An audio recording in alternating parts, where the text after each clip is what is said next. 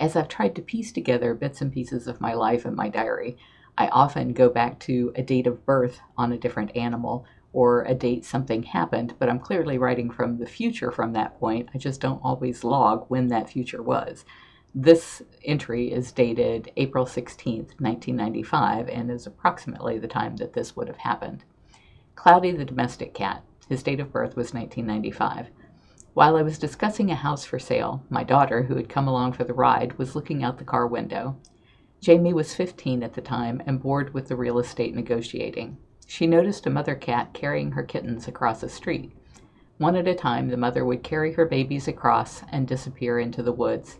She dropped one kitten on the side of the road and turned back for another.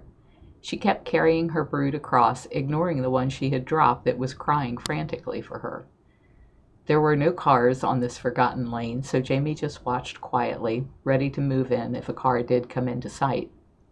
I finished up my chat, didn't get the house, and was getting back in the car when Jamie relayed what had been happening. The mother had been gone a long time now, and it was apparent that she wasn't coming back for this little one. He was only a week old at the time, and was so pitiful and vulnerable out in the open alongside the road.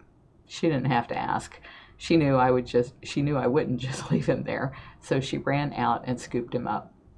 We were rehabbing a litter of baby bunnies at home, and Cloudy became the shortest-eared baby in the bunch.